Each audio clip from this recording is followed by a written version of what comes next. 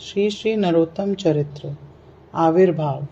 राजशाही जिले के रामपुर बोयालिया से प्राय 6 कोस दूर गडेर हाट परगना में खेतुरी नामक गांव है। प्रेम विलास में वर्णन है। श्रीमन महाप्रभु कानई नाटशाला ग्राम में एक दिन कीर्तन नृत्य करते करते खेतुरी की ओर मुख कर नरोत्तम नाम लेकर बार बार पुकारने लगे। भावावेश में प्रभु का मन अस्थिर हो गया। श्री नित्यानंद प्रभु, हरिदास, वक्रेश्वर आदि पार्षदों ने श्रीमन महाप्रभु का भाव देखकर प्रेम पुलकित चित्त से सोचा, प्रभु के कोई प्रेम पात्र नरोत्तम नाम से इस देश में प्रकट होंगे और प्रभु उनसे बहुत कार्य कराएंगे। श्रीमन महाप्रभु नित्यानंद से बोले, प्रभु कहे श्रीपाद बुझी करो भावना, आपनार गुण तुमी ना जानो आपना। नीलाचल जाइते जतो कांदिया याछो तुमी, सेई प्रेमा दीने दीने बांधियाछि आमी। से प्रेम राखीबो आमी पद्मावती तीरे, नरोत्तम नामे पात्र दीबो आमी तारे।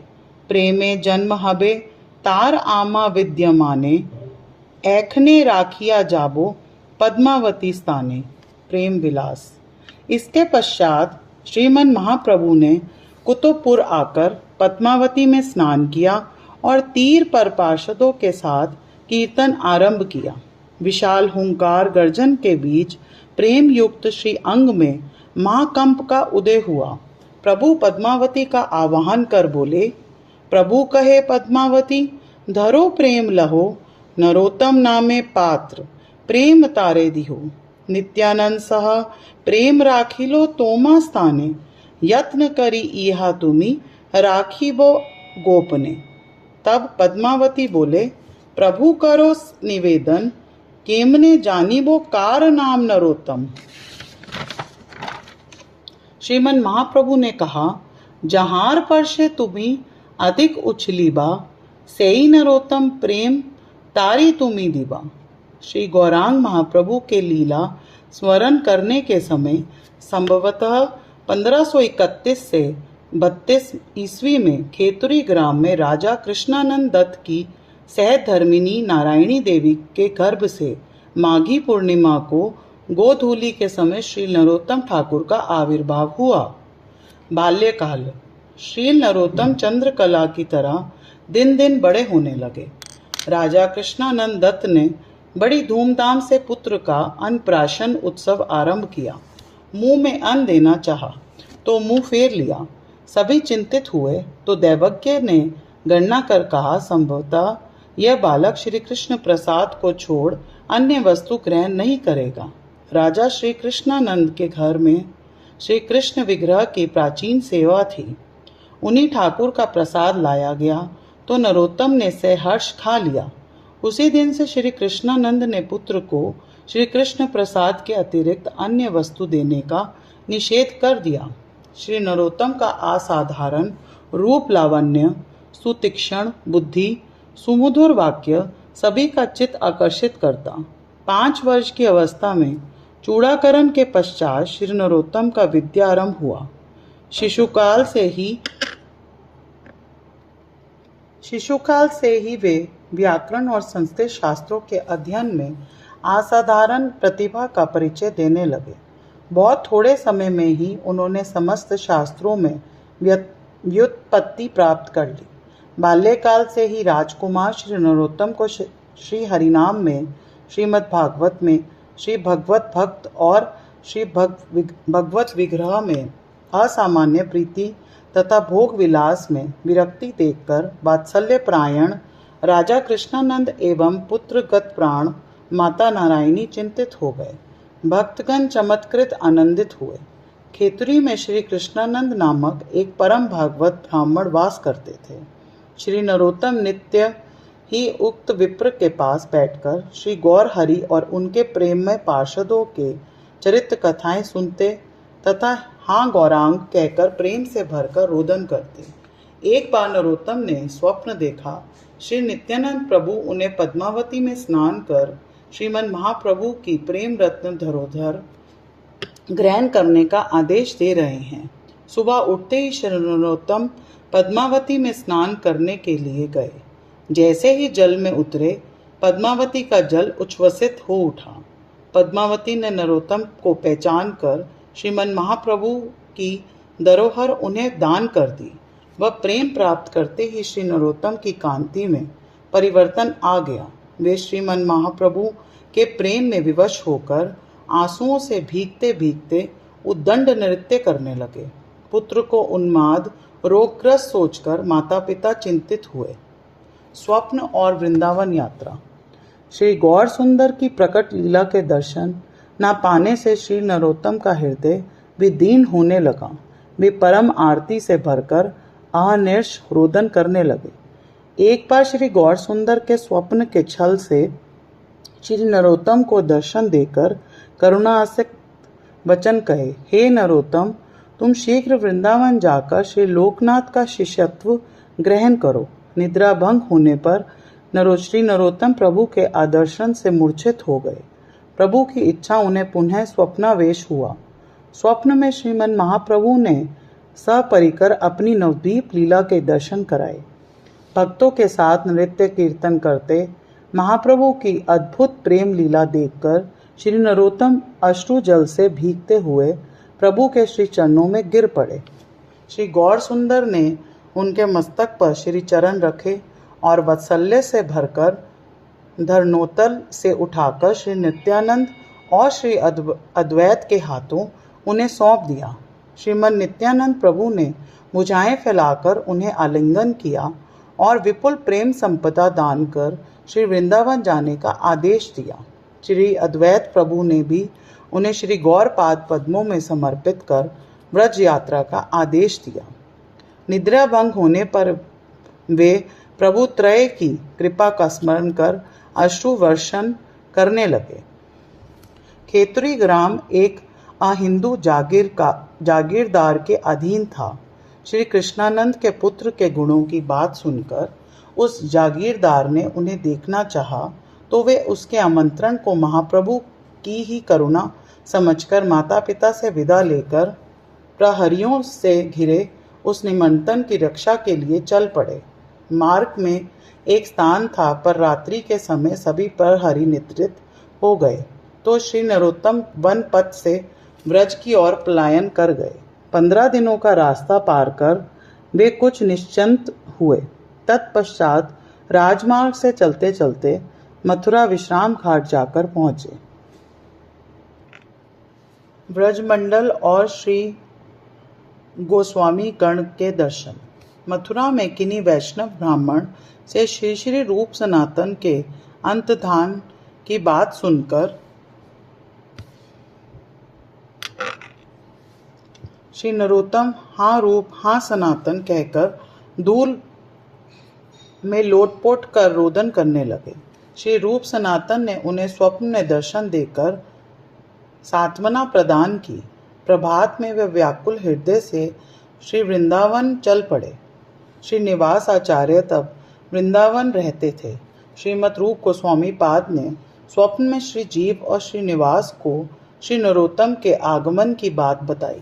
श्री नरोत्तम श्री वृंदावन पहुंचकर श्री गोविंद देव मंदिर में परम प्रेमावेश के साथ श्री गोविंद दर्शन करने लगे।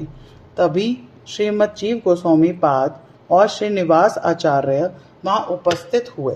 श्रीमद जीव गोस्वामी शील नरोत्तम को लेकर परम विरक्ति शिरोमणि गौर पार्षद श्री लोकनाथ गोस्वामी की कुटीर पर गए। नरोत्तम का परिचय कराया और उन पर कृपा करने के लिए अनुरोध किया। इससे पूर्व श्रीमन महाप्रभु श्री लोकनाथ गोस्वामी को स्वप्नादेश दे चुके हैं। कुछ दिनों पश्चात श्री नरोत्तम नामक एक राजकुमार तुम्हारा शिष्यत्व ग्रहण करेगा। उसी स्मृति को लेकर श्री लोकनाथ गोस्वामी ने वात्सल्य द्रवित चित्त से उन्हें 32 वर्षों का श्री हरिनाम करने का उपदेश दिया। तत्पश्चात श्री जीव ने श्री नरोत्तम को साथ ले श्री गोपाल भट्ट गोस्वामी, श्री मधु पंडित और श्री भूगर्भ गोस्वामी आदि के दर्शन कराए। श्री गुरु सेवा और दीक्षा। श्री नरोत्तम श्रीपाद लोकनाथ की विशेष कृपा पाने के लिए निशांत में नियम पूर्वक एक सेवा करने लगे। श्री लोकनाथ प्रभु जिस स्थान पर शौच के लिए जाते, वे उस स्थान को झाड़ू से साफ करते और झाड़ू को वक्ष से लगाकर हाँ प्रभु लोकनाथ कृपा करो कहकर प्रेम से भरकर क्रंदन करते। श्री लोकनाथ के पहुंचने से पूर्व ही स्थान संस्कार आदि कार्य संपन्न कर श्री नरोत्तम झाड़ू छुपाकर रख देते। शेष रात्रि में ऐसे गुप्त सेवा कौन करता है? वृंदावन वासियों की ऐसी नीच सेवा ग्रहण करना महा अपराध जनक है। ऐसा सोचकर प्रभु लोकनाथ अन्य दिनों की अपेक्षा अधिक रात्रि में चल पड़े। दूर से देखा श्री नरोत्तम एक समार्जनी झाड़ू से शौच स्थान परिष्कार कर रहे हैं। प्रभु लोकनाथ निशब्द नरोत्तम के पीछे से देखने लगे। वे झाड़ू वक्ष से लगाए आवेग से भरकर रोदन कर रहे हैं। श्री नरोत्तम उन्हें देखते ही उनके आगे दंडवत प्रणत हुए। श्री नरोत्तम की उस नीच सेवा से श्री लोकनाथ का हृदय द्रवित हुआ। उन्होंने श्री नरोत्तम को यमुना स्नान कर आने को कहा। श्री गुरुदेव की आज्ञा पालन कर श्री नरोत्तम लौटे तो श्री लोकनाथ प्रभु ने उन्हें कुंज में ले जाकर श्रावण पूर्णिमा को श्री किशोर गोपाल मंत्र की दीक्षा प्रदान की और श्री जीव गोस्वामी पाद को वह संवाद देने को कहा। श्री नरोत्तम ने श्रीमद जीव गोस्वामी पाद के पास जाकर वह शुभ संवाद सुनाया। लोकनाथ प्रभु ने श्री ठाकुर महाशय को क्रमशः रागानुगा भजन पद्धति का उपदेश दिया।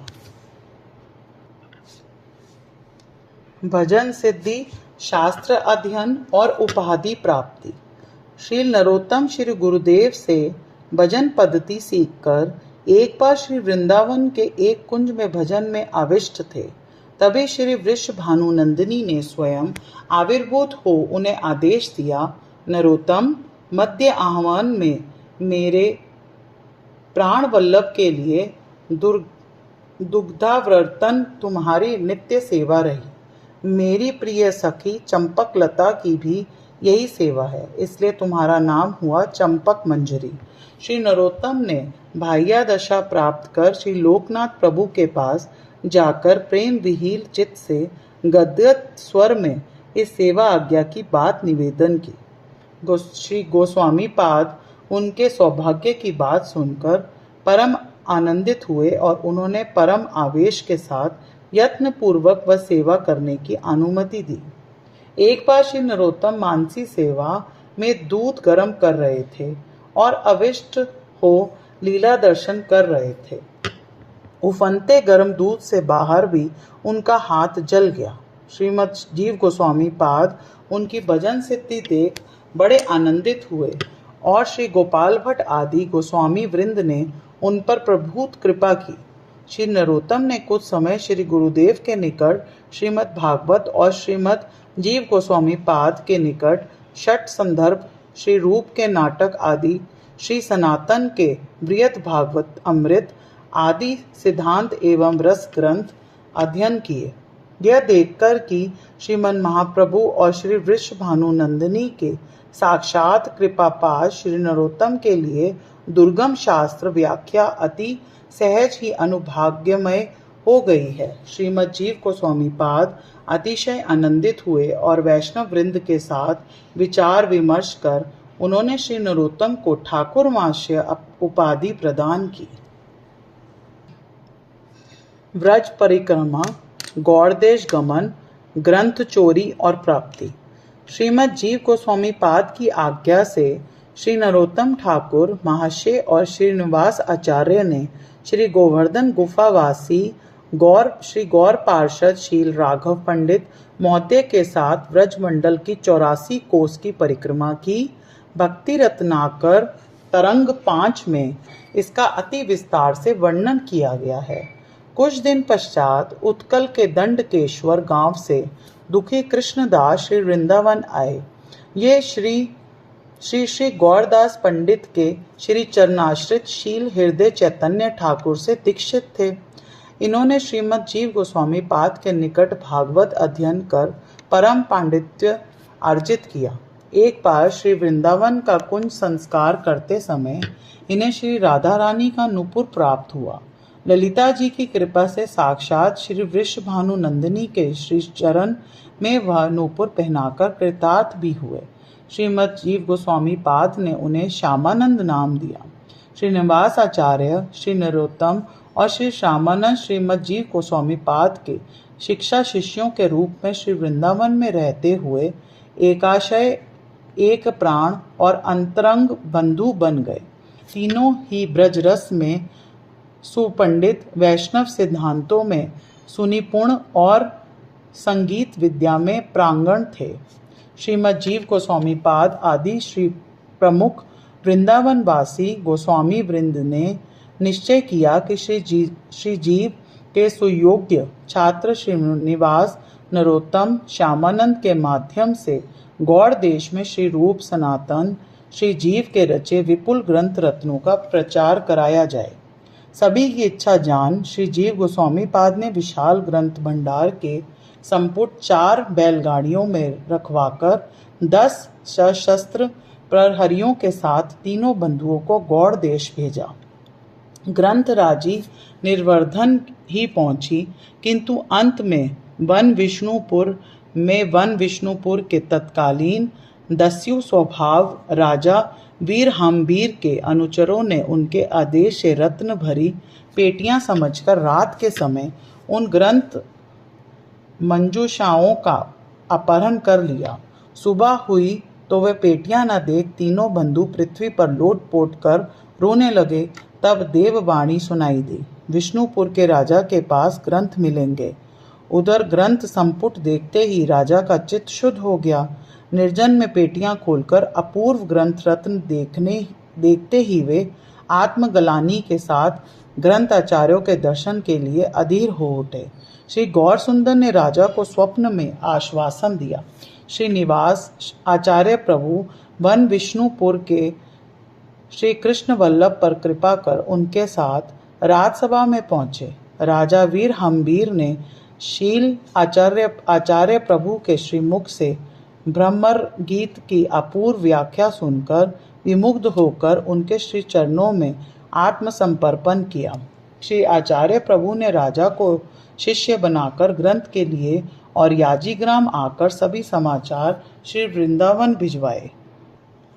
श्री गौर और क्षेत्र मंडल दर्शन के पश्चात खेतरी आगमन। श्रील नरोत्तम ठाकुर महाशय ने श्री गौर लीला स्थली, श्री नवद्वीप मंडल, श्री गौर पार्षदों की लीला भूमि का दर्शन किया, परिक्रमा की। तत्कालीन प्रकट श्री गौर पार्षदों के दर्शन भी किए।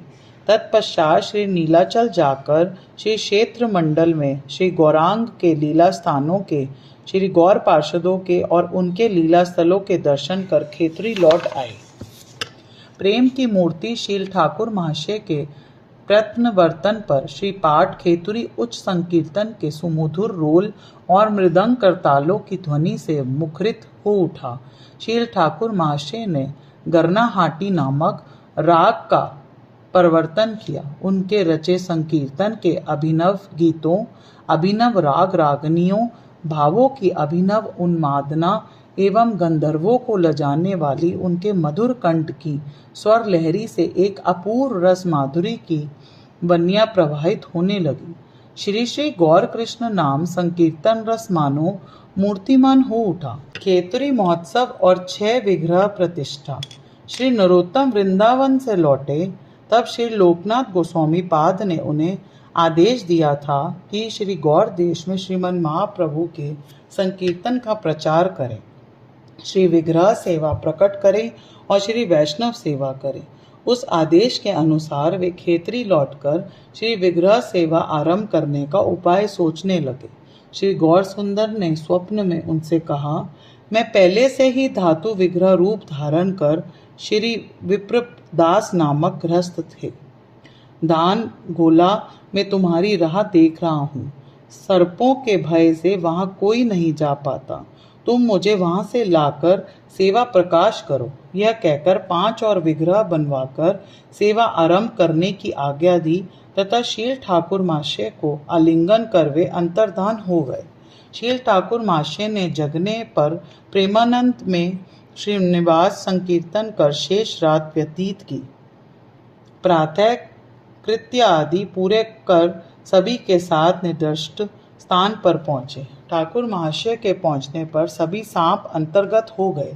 शील ठाकुर महाशय ने धान गोला का द्वार खोला तो प्रिया जी के साथ श्री गौर सुंदर विद्युत गति से उनकी गोद में आ गए। घर लौटकर शील ठाकुर महाशय श्री विग्रहों को आसन पर बिठाकर अपूर्व संगीत रचना कर श्री गौर गुण गान करने लगे। निश्चित किया कि श्री गौर सुंदर के आदेश की अनुपालना में प्रिया जी के साथ अन्य 5 विग्रह निर्माण करा। फाल्गुनी मास पूर्णिमा को 6 विग्रहों की प्रतिष्ठा हो। यही घटना इतिहास प्रसिद्ध अभूतपूर्व अद्वितीय खेतरी महोत्सव के नाम से विख्यात है। फाल्गुनी शुक्ला पंचमी को महामहोत्सव का शुभ आरंभ हुआ। संकीर्तन गीति से चारों दिशाएं मुखरित हो उठी। श्रीनिवास आचार्य और शील नरोत्तम के सादर आमंत्रण पर उस समय गौड़ देश में स्थित श्री श्री गौर नित्यानंद अद्वैत पार्षदों और समस्त वैष्णव वृंद ने उस महामहोत्सव में योगदान किया था। ऐसा श्री भक्ति रत्नाकर और श्री नरोत्तम विलास ग्रंथों से पता चलता है। उत्सव के आदिवास वाले दिन अर्थात पूर्णिमा के पहले दिन पार्षद वर्ग के साथ श्री श्री नित्यानंद शक्ति श्री जानवा माता ठाकुरानी ने खेतरी शुभ आगमन किया। श्री श्री माता के अनुगत्य में श्री खोल मंगल और अपूर्व अधिवास कीर्तन सुसंपन्न हुआ। श्री फागुनी पूर्णिमा तिथि पर श्री श्री जानवा माता की आज्ञा से श्री निवास आचार्य प्रभु ने श्री गोस्वामी शास्त्रों के विधान के अनुसार श्री विग्रहों का महाअभिषेक संपन्न किया। श्रीमन महाप्रभु ने स्वप्न में श्री विग्रहों के जो नाम बताए थे वे नाम ही अभिषेक के समय प्रकाशित किए गए। गौरांग, वल्लभीकांत, श्री ब्रजमोहन, श्री कृष्ण, श्री राधाकांत, श्री राधा रमन। अभिषेक के बाद अपनी अपनी प्रिया के साथ ये 6 विग्रह विविध भूषण अलंकारों से भूषित हो सिंहासन पर अधिष्ठित हुए। तत्पश्चात समवेत श्री गौर पार्षदों को प्रसादी माल्या चंदन आदि से भूषित कर शील ठाकुर महाशय ने सर्व संपत्ति से स्वरचित गीतों के महासंकीर्तन आरंभ किया। देवीदास, गोकुल, गौरांग, गोविंद आदि के साथ अपूर्व राग रागनियों का आलाप संकीर्तन अमृत रसाधारा बरसने लगी। उस रसवन्य में सभी की चित्तमन आप्लावित हो उठे।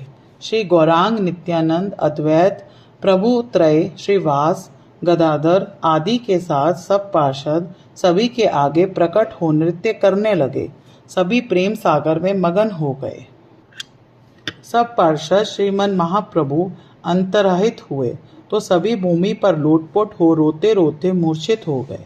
मूर्छित भंग होने के पर श्री निवास आचार्य प्रभु, शील नरोत्तम और श्री श्यामानंद ने सभी के साथ होली लीला गायन एवं फाग क्रीड़ा में दिन बिताकर संध्या के समय श्री गौरांग का आविर्भाव अभिषेक संपन्न किया। संकीर्तानंद में रात बीती। अगले दिन स्वयं श्री श्री जानवा माता ने अपने हाथों रंधन कर श्री विग्रहों को भोग लगाया और श्री वैष्णव वृंद में प्रसाद वितरण किया। अगले दिन प्रत्येक महंत के घर में महामहोत्सव अनुष्ठित हुआ और चंडाल तक को प्रसाद वितरित किया गया। इस महोत्सव का सारा व्यय भार उठाया था शील ठाकुर महाशय के पितव्य पुत्र और शिष्य राजाशील संतोष दत्त महाशय ने। महोत्सव समापन पर सभी महंतों ने विदा ली। माता श्री जानवा ठाकुरानी ने श्रीनिवास नरोत्तम आदि को सांत्वना प्रदान कर श्री वृंदावन यात्रा की। श्रीनिवास आचार्य के शिष्य शील ठाकुर महाशय के अभिन्न प्राणशील रामचंद्र कविराज ने महंतों के विरह में अधीर शील ठाकुर महाशय को धैर्य दान दिया। भक्ति प्रचार और श्री प्रलंब भाव। शील ठाकुर महाशय ने अनेक नास्तिक पाखंडियों का भी उद्धार किया। उनकी अलौकिक प्रेम भक्ति का अनुभव और अति विलक्षण पांडित्य प्रतिभा देखकर तथा भाव उद्दीपक सुमधुर कीर्तन सुनकर बहुत से राजा महाराज ब्राह्मण पंडितों ने अपने धन जन अभिजात्य आदि का अभिमान त्याग कर शील ठाकुर महाशय का शिष्यत्व ग्रहण किया।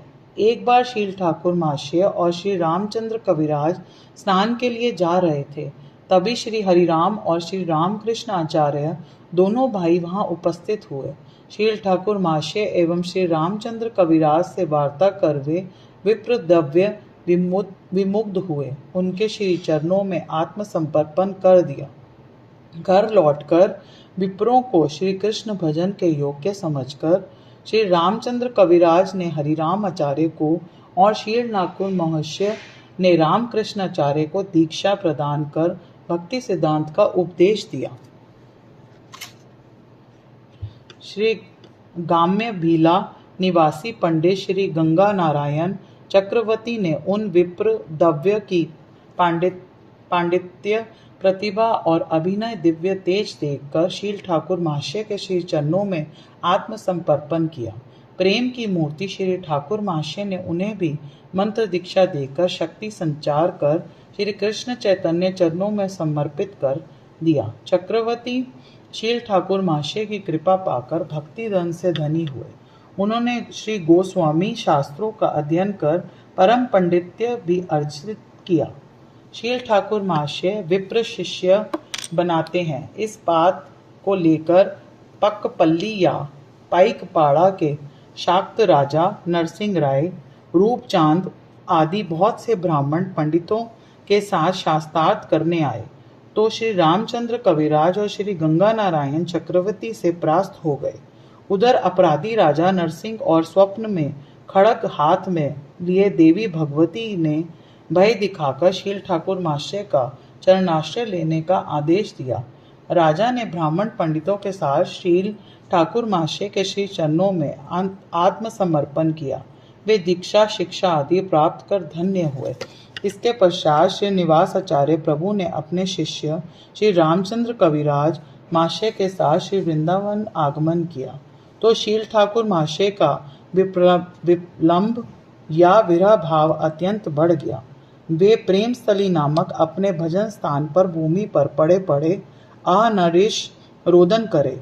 इससे कुछ एक दिन पश्चात वे गंगा स्नान की इच्छा से शिष्य वर्ग के साथ गांभीला श्री गंगा नारायण के घर पधारे। अकस्मात उनकी देह में ज्वर हुआ। वे चिताशय रचना करने का आदेश देकर समाधिस्थ हो गए।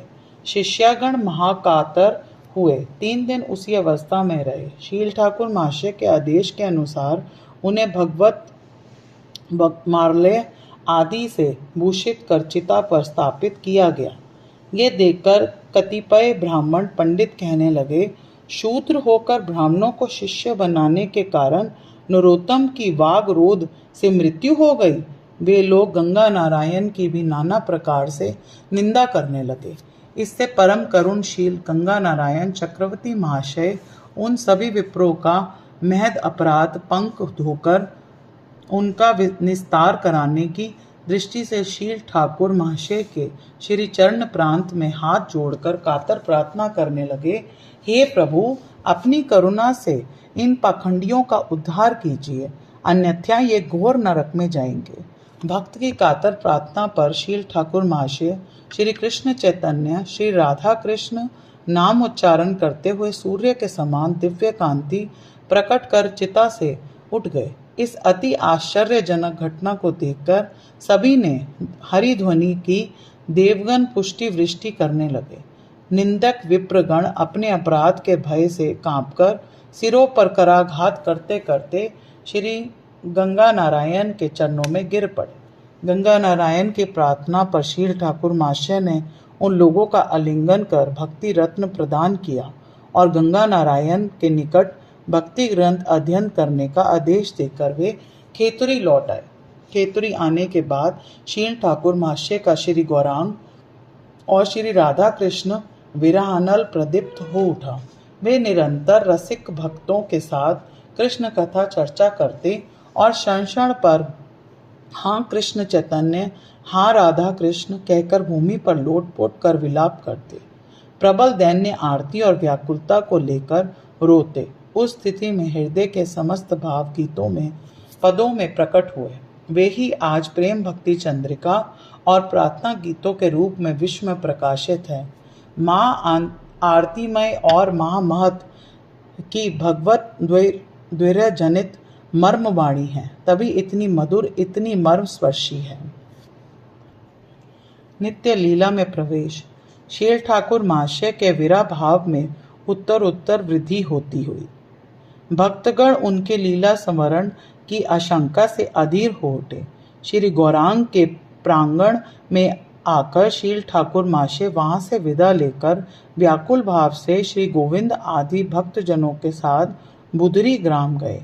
वहां श्री नाम संकीर्तन में अहोरात्र बिताकर सभी को भक्ति उपदेश प्रदान कर गंभीरा गंगा तट पर पहुंचे। गंगा स्नान कर तट के निकट जल में बैठकर श्री रामकृष्ण आचार्य और श्री गंगा नारायण चक्रवर्ती को अपना श्री अंग मार्जन करने का आदेश दिया।